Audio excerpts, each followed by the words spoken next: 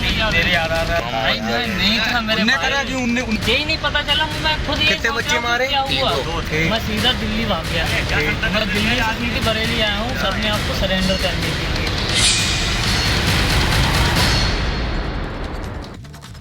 इधर बदायूं में 2 मासूमों की हत्या करने वाला दूसरा आरोपी बरेली से गिरफ्तार कर लिया गया है। हत्याकांड के बाद जावेद नाम का यह आरोपी बरेली भाग गया था, जहां से उसे गिरफ्तार किया गया। हालांकि सवाल अभी भी बना हुआ है कि आखिर इन 2 मासूमों की हत्या क्यों हुई।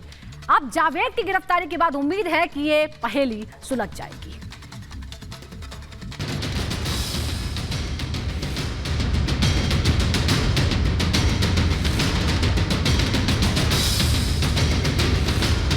बदायूं में जिस बेदर्दी से 2 मासूम बच्चों का खून किया गया, उसके सदमे में अब भी बदायूं डूबा है।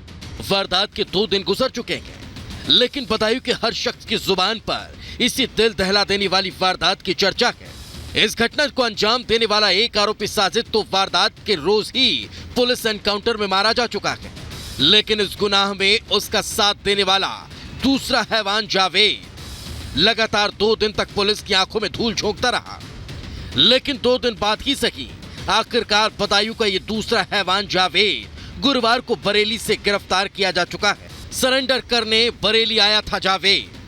बरेली पुलिस ने बदायूं पुलिस को सौंपा। 2 दिन तक दिल्ली में छिपा रहा जावेद। हालांकि 2 मासूमों के कत्ल के सिलसिले में बरेली से गिरफ्तार हुए जावेद की दलील है कि उसका इस मामले से कोई लेना देना नहीं, और इससे जुड़ा एक वीडियो इन दिनों सोशल मीडिया पर वायरल भी हो रहा है। लेकिन हैवानों के हाथों जान गंवाने वाले मासूमों की दादी बार बार यही कह रही है कि वारदात को अंजाम देने जावेद भी वारदात के वक्त उनके घर के सामने मौजूद था, जो कहीं ना कहीं इस बात की तस्दीक कर रही है कि जावेद भी इस दौरे हत्याकांड की साजिश में शामिल था। जावेद बाहर खड़ा था, आए दोनों थे। जावेद बाहर खड़ा था और जिसने किया है जो कुछ जे आया पहले हमारी दुकान में, जब वो नीचे जब आया है मैंने खड़ा देखा उसे, ब्लड टपक रहा था ऐसे, तभी हम लोग तीनों भागे हैं, गेट बंद कर दिया। जब बाहर आए तब भाग गया वो ना बाइक से, हम देख ना पाए उसे, झूठ को बोले मगर हाँ सब लोग बता रहे खड़ा था। उसकी साजिश से ही ये काम करके हम उसको बैठाल के ले जाए। पुलिस से मिली जानकारी के मुताबिक जावेद बदायूं पुलिस को गच्छा देने की नीयत से बरेली कोर्ट में सरेंडर करने आया था, लेकिन इसी बीच इसकी संदिग्ध गतिविधियों पर कुछ युवकों की नजर पड़ गई, जिसके बाद नौजवानों ने पुलिस को इसकी खबर दी और जावेद गिरफ्तार हो गया। वहीं इस हैवान की बरेली से हुई गिरफ्तारी के बाद बदायूं पुलिस चैन की सांस लेती दिखाई दे रही है। पुलिस को उम्मीद है कि जल्द ही मासूमों के कत्ल की गुत्थी सुलझ जाएगी। देखिए, इस दोहरे हत्याकांड का जो दूसरा आरोपी था जावेद, आरोपी साजिद का भाई, उसकी गिरफ्तारी आज जनपदीय पुलिस के द्वारा की गई है।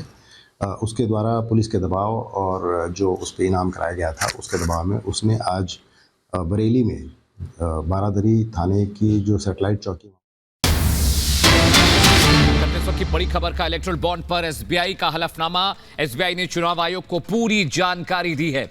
इस वक्त की बड़ी खबर आपको बता दें, इलेक्ट्रल बॉन्ड पर लगातार सुनवाई सुप्रीम कोर्ट में चल रही है और एसबीआई ने इस बाबत हलफनामा दिया है और एसबीआई ने कहा है कि चुनाव आयोग को पूरी जानकारी मुहैया करा दी गई है। जो आदेश माननीय सुप्रीम कोर्ट ने कहा था वो कंप्लायंस किया गया है, वो फॉलो किया गया है और पूरी जो जानकारी थी वो एसबीआई ने चुनाव आयोग को दे दिया है। ये बात हलफनामे दाखिल कर एसबीआई ने बताया है।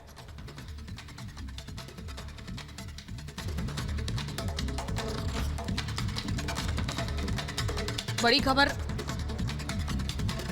आपको बता रहे हैं, एसबीआई ने इलेक्शन कमीशन ऑफ इंडिया को पूरी जानकारी दे दी है।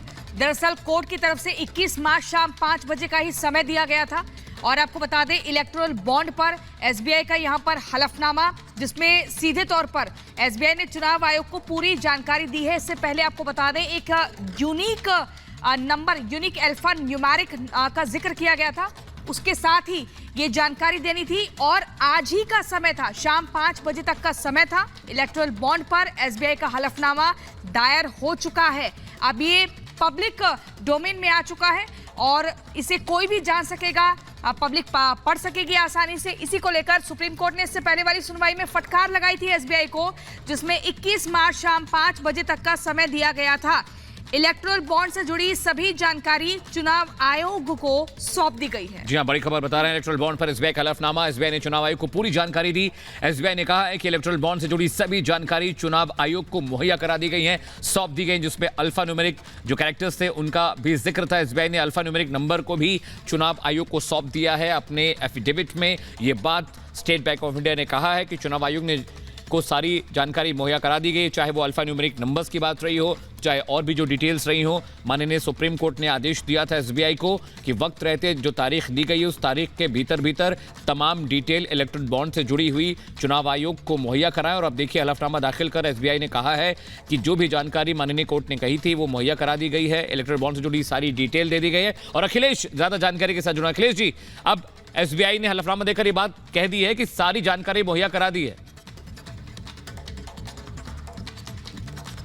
बिल्कुल, ये सुप्रीम कोर्ट ने अपने आदेश में कहा था कि आप आज शाम 5 बजे तक सारी जो बाकी जानकारी है, जैसे कि आपने देखा था कि नाम किसने खरीदा था और किस पार्टी को मिला था, लेकिन किसने किसको दिया था ये न्यूमेरिक नंबर से पता चलता और अल्फा न्यूमेरिक नंबर नहीं दिया था, जिस पर कि सुप्रीम कोर्ट ने साफ तौर पे कहा था कि आज शाम 5 बजे तक का समय दिया था कि चुनाव आयोग के पास अपनी पूरी जानकारी वो सौंप दे, चुनाव आयोग उसको वेबसाइट पे डाले, लेकिन हमें ये जरूर बताएं एफिडेविट के जरिए कि हमने अपनी जानकारी पूरी चुनाव आयोग को सौंप दी है। और उसी के तहत अभी इलेक्शन कमीशन ने स्टेट बैंक ऑफ इंडिया ने अभी थोड़ी देर पहले सुप्रीम कोर्ट के रजिस्ट्री में हलफनामा दाखिल करके बताया है कि उसने सभी जानकारी जो है इलेक्शन कमीशन को दे दी है। अब ये दारोमदार इलेक्शन कमीशन पे है कि वो इस सारी जानकारी को अपने वेबसाइट पे अपलोड करे, जैसा कि सुप्रीम कोर्ट का आदेश है। और सुप्रीम कोर्ट ने जो एसबीआई को आदेश दिया था और कि उसको भी जानकारी दिया जाए, उस आदेश के तहत एसबीआई ने सुप्रीम कोर्ट को भी ये जानकारी दी है। कंप्लायंस एफिडेविट कह बहुत ही सकते हैं। महत्वपूर्ण जानकारी आप दे रहे हैं, वक्त की कमी के चलते आपको ये रोकना पड़ रहा है। और बहुत ही महत्वपूर्ण जानकारी अपने दर्शकों को एक बार फिर से बता दें, इलेक्टोरल बॉन्ड पर एसबीआई का